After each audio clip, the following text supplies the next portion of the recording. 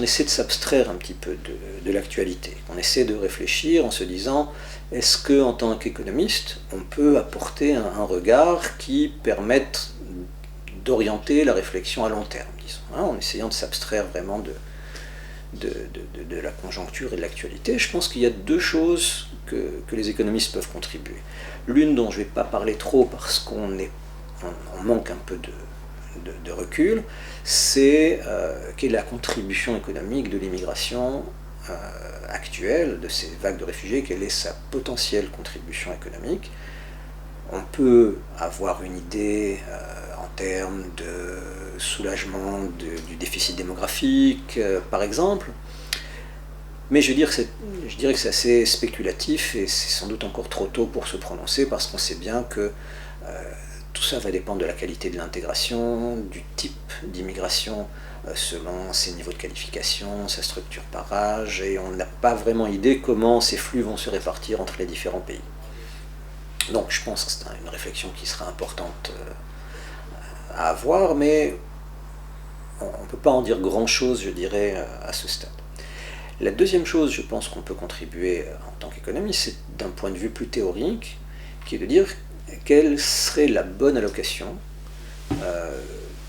des réfugiés, des migrants, au niveau européen. Et là, c'est une question qui est une question un peu d'expertise, et on sait qu'on a en économie publique un certain nombre d'outils qui nous permettent de réfléchir à cette question.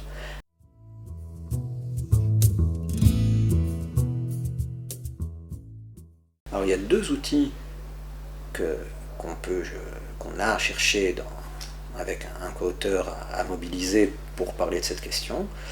L'un, c'est la question des quotas échangeables, et l'autre, c'est ce qu'on appelle le matching, l'appariement. Alors je vais commencer par le matching. Le matching, c'est des modèles qui permettent, en fait, ce sont des algorithmes qui permettent d'améliorer la qualité du match, donc de l'appariement, entre deux individus, deux parties, qui doivent se choisir réciproquement. Donc ça vient du mariage, le match, donc on doit trouver un partenaire et ce partenaire doit nous choisir. Ça a été appliqué, ces modèles de matching, à des situations comme le choix d'école, le choix d'université, l'affectation des internes dans des hôpitaux. Les économistes ont développé depuis un certain nombre d'années des algorithmes permettant d'optimiser la qualité de l'appariement entre deux parties. D'accord ? Donc on pense que le cas des réfugiés correspond bien à un problème de matching. Parce qu'on a des gens qui ont des préférences quant à leur destination, ou on a des pays qui ont des préférences quant au type de migrants ou de réfugiés qu'ils souhaitent recevoir. Dans la situation actuelle, l'Europe ne dit rien par rapport à ça. On parle de placement purement administratif et assez aléatoire, et on pense que tenir compte de cette information pour améliorer la qualité du match, c'est quelque chose d'essentiel, parce que ça peut permettre de réduire les coûts d'intégration et d'améliorer l'intégration future des migrants.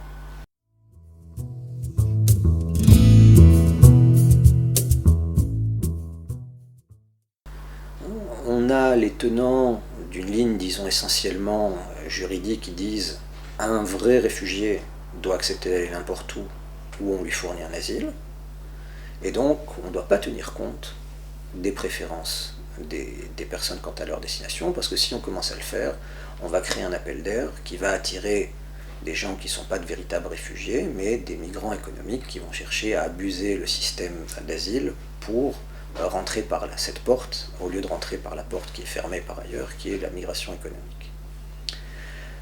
À l'autre extrême, on a les ONG, les groupes qui défendent les intérêts des réfugiés et des migrants, qui disent, et ils ont raison là-dessus, que permettre aux gens de choisir leur destination, c'est la première condition d'une bonne intégration future. Alors entre les deux, on pense que le matching permet d'avoir un juste milieu. C'est-à-dire on va tenir compte dans la mesure du possible des préférences des migrants quant à leur destination, des préférences des pays quant au type de migrants qu'ils reçoivent, mais l'algorithme ne va pas garantir à chacun d'aller dans sa destination préférée ou même dans sa seconde destination préférée, mais on va essayer de lui donner une de ses destinations préférées.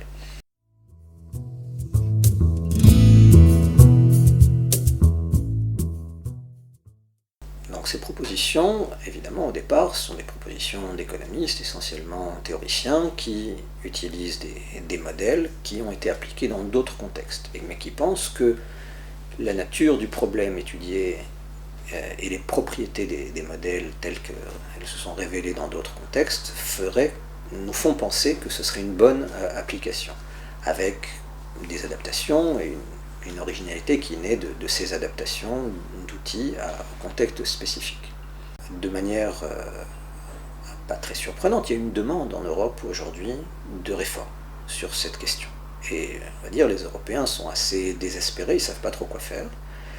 Et donc, d'une certaine manière, ils sont ouverts à de nouvelles propositions. Dans ce cadre-là, on a été invité, j'étais en juin au Parlement européen, qui a fait une audition publique, donc public hearing, sur la crise des réfugiés, l'après-Dublin, et quelles pistes de réflexion pour réformer donc, le système européen d'asile. Donc ils avaient invité une dizaine d'experts, pour la plupart ou des juristes spécialistes du droit humanitaire ou des gens issus des ONG, mais également un économiste, en l'occurrence moi, donc pour parler de ces propositions. Elles ont été relativement bien accueillies, non seulement ça, mais on a pu voir la traduction de ces propositions dans un vote du Parlement européen qui s'est traduit par un certain nombre d'orientations, de demandes pour la Commission. Donc ça c'est première, disons, traduction politique concrète.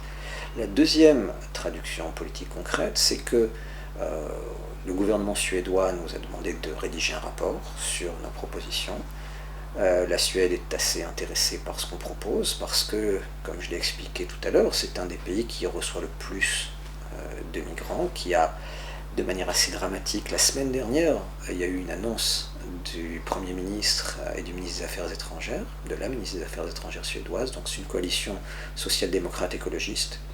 Ce sont des gens qui, de manière très émotionnelle, apparemment, je ne parle pas le suédois, mais c'est ce qui a été traduit par la presse internationale, ont annoncé la fin de la tradition suédoise d'asile, et c'était un crève-cœur visiblement pour eux, parce que tout simplement, la Suède a déclaré ne pas pouvoir faire face à l'afflux actuel, et a exigé qu'il y ait plus de solidarité en Europe pour la gestion de ces flux.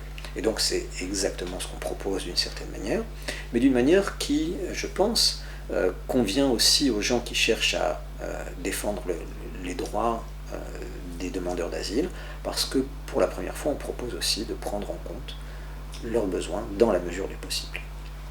Donc ça, c'est la deuxième traduction politique, c'est cette demande du gouvernement suédois qui... mon co-auteur est allé à Stockholm il y a 2 semaines pour une réunion au cabinet du Premier ministre.